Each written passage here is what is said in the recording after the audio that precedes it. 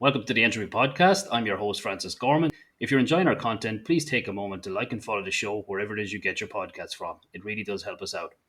Our guest today has spent 25 high stakes years deep undercover, unraveling some of the world's most dangerous secrets. He played a key role in dismantling one of history's most notorious nuclear smuggling rings and has witnessed the covert world of espionage from the inside. From secret CIA missions to navigating global nuclear threats, his career reads like a thriller because it has inspired a few. He's the author of the gripping espionage novels, including The Traitor's Tale, Living Lies, and In the Twinkle of an Eye. An accomplished author, consultant, and intelligence expert, I'm honoured to welcome the legendary James Lawler to the show. James, how are you keeping today? I'm doing fine, Francis, and it's a real honor to be on your show. And it's a real honour to have you, James. And when I first came across your story, I was taken back in awe. You started out your journey through a normal path, college, etc., and then a turn of events in a couple of years, a seed was planted, and you decided to join the CIA. Can you give the listeners a little bit of background into how you got to where you are today and how you ended up in the CIA for so many years? Well, I really kind of backed into this very peculiar career. I was a third year law student at the University of Texas in Austin, Texas. And like anybody who's in their last year of college or graduate school or law school, you only have one thing on your mind, and that's I need a job. And so I saw that the CIA was coming to the law school's campus to interview for attorneys for our Office of General Counsel because the CIA, like any large bureaucratic organization, either needs attorneys to keep us out of trouble or more often than not get us out of trouble. And so I went to this interview thinking, okay, I don't know much about the CIA, but I'll go interview. And this gentleman named Mr. Bill Wood, he and I started talking, and we got about 2 minutes or so into this interview. And he looked at me and he said, Jim, have you ever thought about the clandestine service? And I said, no, and I'm not even sure what the clandestine service is. And he said, well, I can't tell you much about it, but he said, I think you'd be good at this. So here he was trying to hire attorneys, but instead he's looking at somebody who could become an operations officer for the CIA and the clandestine service. And I was intrigued by that, and I took the application home with me. But then reality hit me that night because my wife, we had just been married about a year, my wife's mother was very ill, and there was no chance that we were going to move away from our hometown of Houston, Texas, to Washington, D.C., and then thousands of miles overseas. I knew that wasn't going to happen. So the next day, I returned Mr. Wood's application, and instead of going to work for the CIA or for a law firm, I went into a family business. And for the next 3.5 years, I was in this family business with my two brothers and my dad, and I loved them dearly, but it was just boring the hell out of me, and I was very frustrated. I actually tripled sales for the company, but I've learned at an early age that making money is not one of the best things in life. It's not the only thing in life. And I would come home at night and complain. And my dear wife, Ellen, she finally had it up to here and she said, look, Jim, either do something about it or stop your bitching and moaning. And so I thought, well, that's good advice. Now, sadly, by this time, her mom had passed away, so we had nothing keeping us in Houston. And so I wrote a letter to Mr. Wood, who had interviewed me a year and a half earlier, and told him, or 3.5 years earlier, actually. And I told him, I said, I wasn't ready for that opportunity you mentioned back in 1976. But here today, in the spring of 1979, yeah, I would like to pursue that. And about 3 days later, I received a phone call at my desk at my office. And a young woman, she never used the initials CIA. All she said was, Mr. Wood received your letter, and he was wondering if you could meet him at the Holiday Inn on the Gulf Freeway next Thursday at 3 o'clock. And I said, yeah, yes, I could do that. So I went to this interview, spent about an hour and a half with him. He said he'd like to fly me to Washington. And about 2 weeks later, I flew to Washington for 3 days of testing. I came back, and about 3 months later, I was invited back for more testing, including what we call a polygraph test. Some people mistakenly call that a lie detector test, but it's not. It's a stress detection. I do not have great confidence in polygraph tests, but I went through it. past it. And a few weeks after that, I got a phone call, and this young woman said, "Mr. Lawler, we'd like to offer you a job as a CIA operations officer starting in February of 1980." And I had no idea, Francis, what an operations officer in the CIA did, but I was so desperate to just get out of Houston, get away from the family business, and to do something more meaningful in my life. And so my wife, who was pregnant with our first child, she and I packed up the car and we moved to Washington. And I know it sounds insane to take a job where you have no idea what they expect you to do, but I did. And then I found out exactly what they wanted me to do. And I'll be very blunt about this. A CIA operations officer is trained to basically exploit people, manipulate people, subvert people, suborn people, to convince them to commit espionage against their countries, to become traitors, to commit treason. And I found out that not only was I pretty good at it, but I enjoyed the hell out of it. And I did that for the next 25 years. It's a fascinating story, James, and I want to put myself in the shoes of your pregnant wife. And you're telling her you're going to join the CIA. How did that go down? She actually was, I mean, by then her mom had passed away about a year and a half earlier, and she loves me. In fact, we're having our 50th wedding anniversary this June. Um, she loves me and she wanted me to be happy, and she knew I was not happy. And she was the one who said, either do something about it or stop your belly aching, stop complaining. And that's actually impeccable logic because you don't have a right to complain if you're not willing to do something about it. It's And very, very true. yeah, really. And So, so we had a wonderful career in the CIA. I had 5 overseas tours, and we got to meet a lot of very interesting people, and I enjoyed it. what level of danger are you under? You had official cover. It wasn't you weren't a knock or anything, so you had the diplomatic cover. But I assume when you're going to different countries to try to get individuals to commit treason or to turn to be a traitor, that's not safe work. Yeah, it's well, you become a good uh, analyst of risk. You become, in essence, a risk analyst. Yes, I was under State Department cover. My first tour, I was the third secretary of the embassy, and you meet people, and sometimes you get a message from Washington, from CIA headquarters, and like on my first tour, I was there for 3 years on my first tour, and my first year was a complete waste of time. At least I was wasting the taxpayers' money. I didn't know what I was doing, even though I'd been through training. My boss was a real sweet guy, but pretty incompetent. And the number two man was also rather reclusive. And so I had to basically teach myself what to do. And one day I got a classified cable from CIA headquarters telling everybody in the world, all the CIA officers, that we were going to engage in some very high level, very sensitive negotiations with a certain foreign country.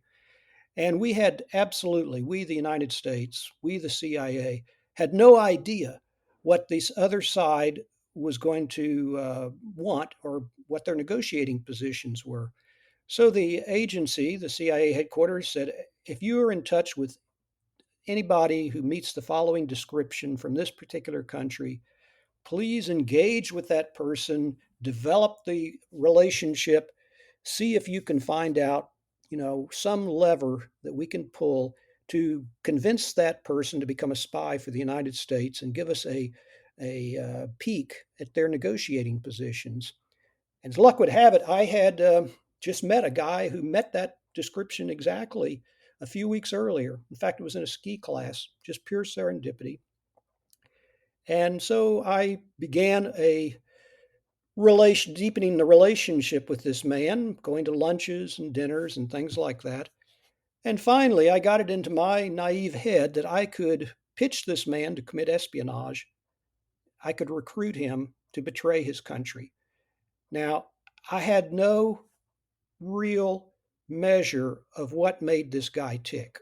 This was an incredibly naive thing for this young first tour intelligence officer to think that I could persuade this man, based solely on our friendship, to commit espionage against his country. But I wrote this proposal up, sent it to Washington, and I guess it was a measure of how desperate Washington was because they approved this stupid proposal of mine. And so I took the guy to dinner and I pitched him to share those positions with me. And he looked at me and he said, Jim, you and I are friends, but that would be morally wrong. Now, Francis, I've pitched maybe 60 people in my CIA career, and he's the only person who ever posed a moral objection. And you ask yourself, or I'll ask you, Francis, why do you think most people would turn you down? If it's not on morals, what do you think the big reason why somebody would turn you down? It's not in their best interest. It's not financial gain. It's the ego, The risk, basically. the It's risk. Yeah. risky. As one guy I pitched told me one time, he said, Jim, they hang people in my country for doing things like that. Of course, then he surprised me by saying, could I have a rain check? I said, a rain check? He said, yeah. He said, right now, I don't need you, but in 15 years, my young son will be university age, and I might need you then. Well, I wrote that down. And 15 years later, this gentleman was posted to Washington, and headquarters asked me if I thought he meant it. And I said, yeah. And so we cashed that rain check in 15 years later. But to go back to my first big pitch, which has gone down in flames, I've been turned down. And we have a saying in the Directorate of Operations in the clandestine service that it's okay to get turned down, but not to get turned in. Because what if this man goes and tells his boss, the ambassador, that young Mr. James Lawler, third secretary of the American embassy, just tried to convince him to become a spy and to commit treason? And I didn't mention this earlier, but the man I just pitched was the number two guy, very senior, in his embassy. And I'm thinking, man, if he goes to that ambassador and complains, I can just see the ambassador, that foreign ambassador, storming into our ambassador's office and lodging a very, very loud and vociferous complaint. And it's possible that I might be recalled back to the United States because headquarters, even though they approved this, they're going to be in a full cover your you know what stage, and they're going to wonder, how did Lawler screw this up? So I was sweating that for a couple of days, thinking, God, I hope he doesn't mention this to anybody. And finally, I got my courage up and I called him. And I was pleased that he didn't hang up in my ear. And all I said to him was, we had so much fun the other night. I was thinking it would be good to go out again this coming Friday and have dinner again. And to my great relief, he said, Jim, I was thinking the same thing. So I thought, okay. So my only goal at this next meeting, 1 week after the time I pitched him to commit espionage, my only goal is to smooth any turbulent waters. Maybe I can tell him, I think my words were taken out of context. I want to apologize. I mistook some things, and I really don't mean to insult you. I was going to go into full abject, apology mode. And that was what I was prepared to do. So we get to the restaurant. The waiter drops the menus off. First words out of my friend's mouth: Jim, that offer you made me last Friday, is that still good? And I said, yeah, I did make that because you and I are friends. And he said, well, what you don't know is a couple of days after that, my wife announced that she wants a divorce. And I can't afford to pay her alimony, to which she's entitled, and put my two high school age boys in private schools when we go home to our country next year. And they need to go to a private school because in my country, if you don't go to a private school, you don't get a good education. I can't do that unless I take your offer. I'd made him a nice financial offer as a consulting fee for this to commit espionage. And anyways, I started to say something, but then I remembered a lesson that we learned in law school fairly early. And that's, if the judge rules in your favor, shut up and get out of court quickly. And so I shook his hand, and the very next time we met, he brought me a stack of classified paper from his embassy. And as he handed it to me, he said, Jim, let me tell you why I'm really doing this. It's because I hate my ambassador. That guy is just a loudmouth jackass, and he goes around taking credit for everything I do and everything everybody else in the embassy does. And he goes around this country we're in as if he's God's gift to the Foreign Service. He is such a jerk. As I hand you this classified material, it's as if I'm kicking that son of a bitch in the face. And I said to him, I said, look, you and I, you were on the same team. Bring me some more of that and let's kick that son of a bitch again. And so revenge is absolutely one of the purest motivations for espionage because you ask yourself, why would anybody who's not a pure sociopath or a pure narcissistic person do something like this? It's when they feel like they've been betrayed first.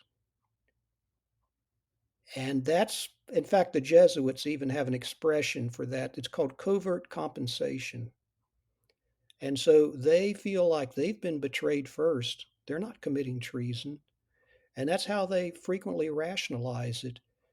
And, I mean, that's why if I want to penetrate an organization, I'm looking for the people under stress, the people who are unhappy. I never recruited a happy person. You recruit unhappy people. And if they perceive that the employer has mistreated them, it makes my job very, very easy.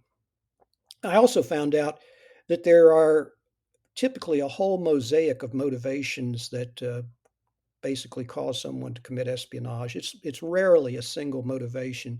Okay, yeah, he owed his wife the alimony. He wanted a good education for his kids. He loved his children, but ultimately the anger towards his ambassador was the thing that really was stoking his fire and made it so much easier for him to commit espionage. We were going to put him through this polygraph test because he was going to go back to his home country and be handled by one of my deep cover knock officers, a non-official cover officer who did not have diplomatic protection. I at least had a diplomatic passport. If I get caught and if the host country wants to, they can expel me from the country, declare me persona non grata, and they give me anywhere from 24 to 72 hours to get out of their country. But if a knock officer gets caught, he can go to prison or worse. And it's a very delicate thing. He or she does not have that kind of protection. And so my friend was going to be working with a knock officer. And headquarters wanted to make doubly sure that his cooperation with us was legitimate and bona fide. And so we were going to put him through a counterintelligence polygraph test with three very simple questions. Number one, have you told anyone about your secret relationship with CIA? Yes or no? Number two, are you working with any intelligence organization other than CIA? And number three, has anybody told you to volunteer to Mr. Lawler at that last meeting? In other words, we wanted to make sure he wasn't a double agent. And so the polygrapher, the operator, he is supposed to stick strictly to those questions unless the person that he's testing gives him some reason to pursue a different line of questioning. But as luck would have it, I had a very young, inexperienced polygraph operator. And the first question out of his mouth was, golly gee, I'm just wondering why you're doing this. And I thought, oh my God, suddenly we're going to have the moral epiphany and he's going to storm out of here. But that's not what happened. He started laughing and he said, because I think this is going to be a lot of fun. He was a thrill seeker, and that was another motivation to commit espionage. It was going to be fun for him.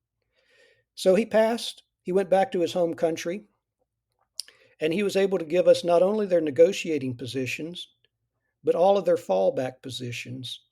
Meaning, how would you like to, if you were buying a car or a house, know the bottom dollar that the seller would accept before they tell you to go to hell? And that's exactly what he told us. And it was estimated that he saved the United States tens of billions of dollars in this high level national security negotiation. So that was my first exposure to basically pitching somebody from another country to commit espionage. It really does bring the insider threat lens to life at a far more grander level. And I think when you ask me the question of what's they got to lose and the risk piece, when you said, you can get hung in my country, that really does bring it to life. It's You might be seeking thrills, but there is definitely a risk to the human. I came across an acronym that the CIA use, Jim, when they're examining in potential targets, and it's the MICE one: the money, ideology, compromise, and the ego. Are they kind of the four key pressure points to push on an individual? Yes, and I'll discuss each one of those. Number one, nobody, hardly anybody. In fact, I don't think anybody ever does it just for money. Yeah, my friend, he needed the money. He owed his wife the alimony. He loved his two children, needed the money for their education. Money by itself, it's a factor, but it is not the sole motivation. There's all these other things. The second one, ideology, the eye of mice. Ideology, I did have people that I recruited that would claim, well, I hate communism, or I love democracy, or I want to defeat weapons of mass destruction. And I'm pretty sure they believe that, but sometimes, Francis, I believe that may be a window dressing. It sounds noble. I can't stand the Communist Party, or I can't stand this or that. And that's fine. They believe in democracy, and I hope they do. But sometimes I do think that may be more lip service. Now, the C in mice is coercion. I will not deny that the CIA has tried that at times. And I don't personally like coercion because I don't want to be driving down the street with a rattlesnake in the back seat. I want people to be positively motivated to help me, to trust me, and then I can trust them. And if somebody's operating under coercion, there's no trust there. The final one, E, ego. I think that's probably the most important of the four letters of MICE, MICE. Again, ego plays into people for revenge. Somebody who doesn't get any respect, somebody who's been dissed by somebody or mistreated by somebody, and it goes back to ego. And we all have egos, and so if I play to somebody's ego, to me, that's the most effective of those four of the MICE acronym. That's a detailed description, Jim, and it does bring it to life. Um, when I was doing a bit of research in the background, I was reading a lot about the AQ Can nuclear smuggling ring. You played a key role in helping to dismantle that organization. Are you able to tell me a little bit about your approach and how that materialized? Well, we started this operation way back in 1996. I mean, I was involved in this project for almost 10 years, and we originally started it against another nuclear weapons or potential nuclear weapons state. And we created some entities overseas, commercial entities that looked like factories or plants and things like that. And there's a saying about, you create the field and the people will come. And so we looked at what somebody in the nuclear field would want, and we created things that looked like that. In fact, I talk about how back in 1917, Lenin got Felix Dzerzhinsky, who was a Polish aristocrat, but he was a Bolshevik, to create the Soviet intelligence service, the Cheka. And Dzerzhinsky was faced with an existential challenge to the Bolshevik Party back in the 1917 to 1920 timeframe, and that was the counter-revolutionary forces that would like to overthrow the Bolshevik regime, and they were being financed by the United Kingdom and by ourselves. And so Dzerzhinsky said, if I want to defeat the counter-revolutionaries, I have to become a counter-revolutionary myself. And so his Chekist agents, his Soviet secret police agents, fanned out across the Soviet Union pretending to be counter-revolutionaries. And they were able to penetrate all of their supply lines, their financing lines, everything. and they systematically rolled them up and annihilated them. And so when I was faced with the problem of nuclear proliferation, I decided the way to defeat proliferators is to become a proliferator. And so we created these entities that looked like they were in the proliferation business overseas. And sure enough, we were able to put ourselves in the path of people in the AQ network, and it worked out. And then I ultimately had to recruit some key sources. You can do so much by collection of signals intelligence, computer intelligence, and things like that. But ultimately, what you really need is a human source. And so I recruited several human sources inside of the network, and then we were quickly able to bring it down. That is, when I think about the aspects, and we talk a bit about nuclear now, we haven't heard much about nuclear since the Cold War, but it seems to be present in today's media again with what's going on with Russia, what's going on with North Korea. In in the political landscape, or in the landscape we see globally at the moment, what do you see as the most pressing nuclear threats, or do you believe it's all posturing at the moment? Well, I'm always concerned about Iran. I mean, it's been estimated that they may be anywhere from 3 to 6 months away, if they wanted to having a nuclear weapon. My real concern about Iran having a nuclear weapon, however, is not so much the threat that that would pose to Israel or some of our allies in the Middle East, because the Iranians realize that the Israelis probably have, I don't know, I'm just going to take a wild estimate, but I bet you they have at least 150 nuclear weapons. And the mullahs, I may not like them, but they're not stupid. And so they're not going to launch a nuclear attack on Israel, in my opinion. But what this will cause, once Iran has a demonstrable nuclear weapons capability, it's going to be like a massive infection that is going to set off an arms race with the Egyptians, the Saudis, the Emiratis, the Turks.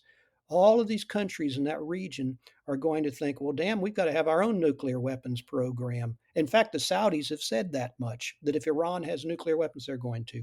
And I'm sure that the Turks and the Egyptians and some others in the region will feel obliged to have nuclear weapons as well.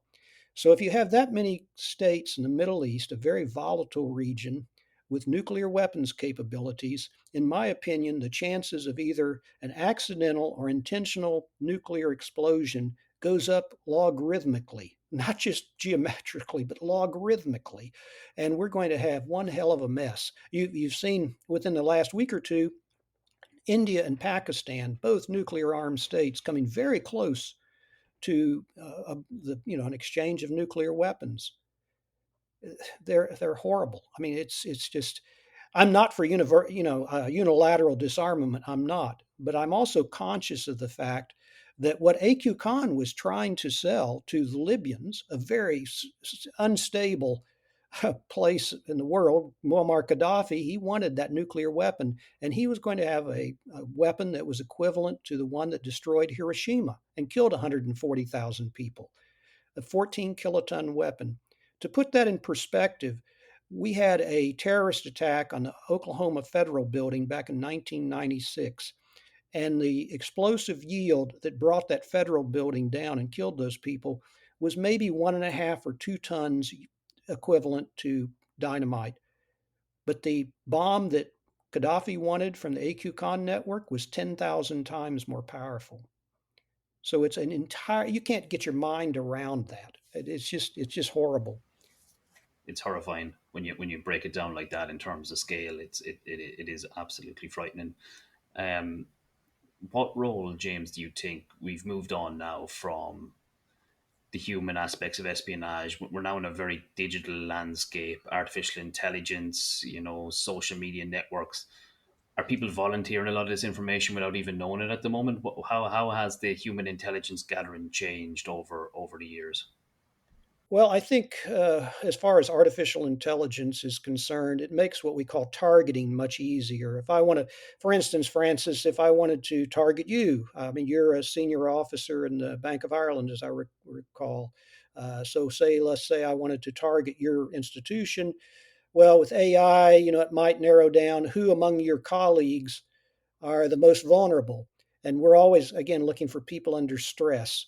The people who are not the high performers, because it's very rare when a high performer want to work for us, but we're looking for the people who may be on probation, maybe have letters of reprimand in their file, maybe have frequent absentee things, people that have a boss who's a real jerk and they're just itching to, get even with the boss. And artificial intelligence probably, if it looks at your social media, it looks at your LinkedIn, your Facebook, everything else that you've got out there in public, and it probably could narrow down. Here's the most vulnerable targets, for example, in the Bank of Ireland, if that's what we were looking at. So AI, artificial intelligence, and all of the social networking that we have nowadays on the internet, I think that's made that targeting much easier.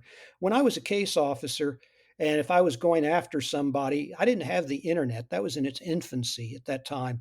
Instead, we would recruit somebody who we called an access agent, meaning I'd recruit somebody who's a friend of yours and say, well, Francis is going through a nasty divorce. Francis has got all kinds of problems going on.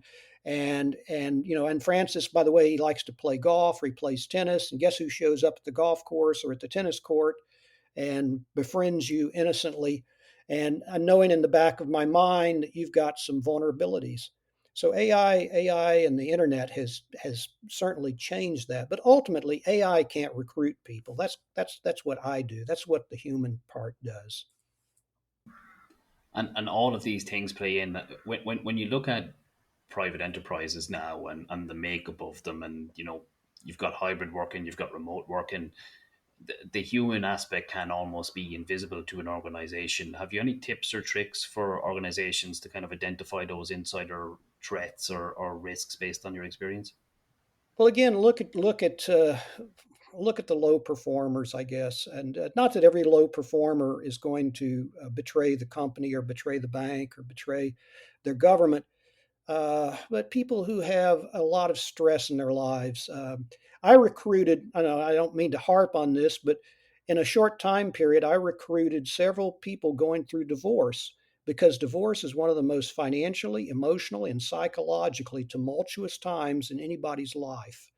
And if I'm your friend, or say I'm your friend, and know that you need me not only to talk to, but you may need money because of the stress that's putting you through. I mean, I've recruited it. In fact, at CIA headquarters, they jokingly called me Doctor Divorce because I was looking for people going through divorce that were very vulnerable. It's a very horrible time in people's lives. But people who get into either alcohol use, drug use, anything that puts a stress on their job performance, and they become desperate. I'm looking for desperate people. And I guess the best defense is you can't give your employees everything, but I tell you what, if you listen to them and are at least compassionate and help them through times of trouble, that builds a lot of loyalty. And it maybe won't insulate you 100% from people like me or 100% from people just betraying the company or the trust, but it certainly raises the barriers quite a bit. I, to show compassion, we used to target, uh, say, maybe a Russian embassy, and we'd have an observation post, and we'd see several of the Russians come out at 5 o'clock, and they'd be hitting each other on the back, and they're going off to a bar. We leave those people alone. But if about 3 or 4 minutes later, there's one guy coming out all by himself, and he doesn't feel like he's part of the team, that's the person we want to talk to. So if you can create a team spirit in your company, in your organization, in your bank, whatever, to where people won't feel desperate and go out and do something like volunteering to someone like me, that's your best preventative measure that I can recommend. Solid advice there, James. And it is all about the human element, I suppose. It is the compassion, the ear to listen to the problem and to understand, and then break down how can we support and help moving forward. I was when I was listening to a couple of the podcasts you're on, it's the tagline usually not uses the Mad Dog Lawler, and I found it quite humorous, and I had all sorts of ideas in my head why that nickname came, but the story itself is not as ferocious as the nickname sounds. Do you want to, if you can, give me a little bit about how you got that tag in the Yeah, outside world? I was posted to Paris at the time, and I'm a long distance runner. And in the mornings, I would go running in the huge park there in Paris, the Bois de Boulogne. And one morning, I was running through the park, and I ran past a German Shepherd, and no growling, no barking or anything. But I got about 10 yards past that dog when suddenly I felt the most ferocious pain in my right leg. And I turned, and this dog had my basically his jaws around my leg. And so I jerked my leg out of his jaws, and I tried running, but of course you can't outrun a dog. And so finally I picked up a large limb on the ground and beat the dog over the head, and then ran off bleeding to the house, to my apartment in Paris. And I mean, I was bleeding and just, it really just felt terrible. So I got cleaned up and I went into the embassy, and they gave me tetanus shots. But then they said, Jim, the way that dog was acting so irrationally, we think it's rabid, and you need to go to the Pasteur Institute across town because they have the vaccine against rabies. So I went over to that afternoon to the Pasteur Institute. A very kind French doctor said, "Yeah, you really need to get this," and told me that in the entire history of man, I think maybe one person has survived rabies, maybe, and it's like 99.999% lethal. And he says if you get these shots today, one in each arm, and you come back and you get another shot in one arm, and then a week after that another shot, you'll have, as long as you do that within 30 days of being bitten, you'll be fine. But if you don't get those shots and you basically get rabies, you'll be, basically go progressively mad, and you will die a horrible, absolutely atrocious death. So I said, yeah, well, that's an easy decision. So I got the shots. But at the time, I was having some difficulties with people back at CIA headquarters. And so, as a precaution, I made a list of all the people I was going to bite if I got rabies. And so that's how I got my nickname. And anyhow, but yeah, Yeah, I find that a very enjoyable story. it's the it's the so what of the problem. If I'm going down, I'm bringing all these guys with me. exactly. That was exactly it, Francis. Brilliant, brilliant. James, I have to ask Nick, with a second name like Lawler, there's Irish descent there. There's Yes, my great grandfather, Michael Kelly Lawler, came from County Kildare. And when he was like 2 years old in about the year 1816 or so, and moved eventually to Illinois. And during the Mexican War, he served with Zachary Taylor down in Mexico. And then during the Civil War, at first he was a colonel, and then he became a brigadier general under General Grant, and led a very famous charge north of Vicksburg at the called the charge at Big Black River Bridge. And so my great grandfather, Michael Kelly Lawler, yes, did come from County Kildare. And I've never been to County Kildare, but I've got it on my list of things to go do at some point. So yes, well, sir. when you're coming to County Kildare, hit me up. I live in County Kildare, and I Okay. know a few people who have accommodation, so we'll get you sorted. We'll get you sorted, That, James. If you that ever sounds like a deal, Francis.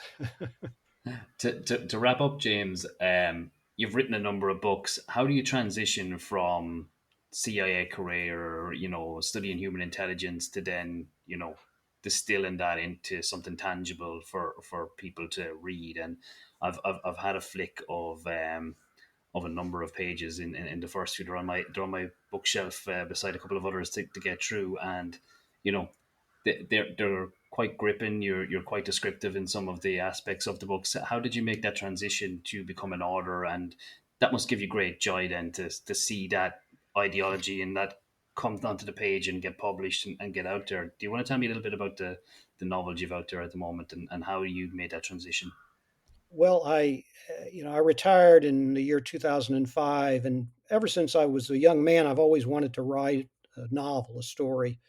And I can no longer run intelligence operations in person, but I can create books where I live vicariously through some of my characters.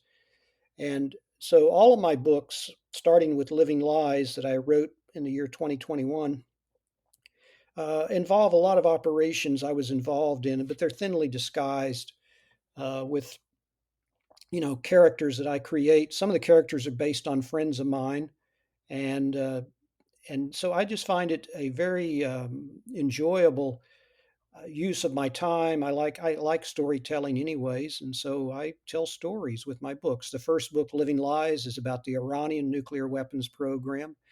The second one, In the Twinkling of an Eye, is about a North Korean and Russian conspiracy to develop a biological weapon. And the last one, The Traitor's Tale, is just about sheer treachery and treason inside of the CIA. And it's an escape for me to write these books, and I enjoy, especially if somebody reads a book that I wrote and they say, "Jim, I really like that." I call that my psychological dividends, and that's so important to me that somebody has found some entertainment in a book that I've written. And I'm working on a fourth, and I've got a fifth one in mind as well. It's a way to somehow try and keep the neurons firing in the brain, and gives me an outlet.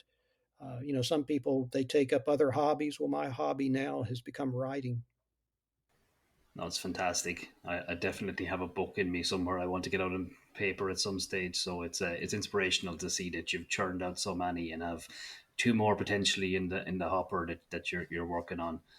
Jim, it's been an absolute pleasure to talk to you. Really inspirational, lots of insights there, and I've really enjoyed our conversation today. And I've enjoyed it too, Francis. You're a great interviewer and a great host. Thanks very much. And when you get that next book out, we might come back on and have a chat about it. Sounds great.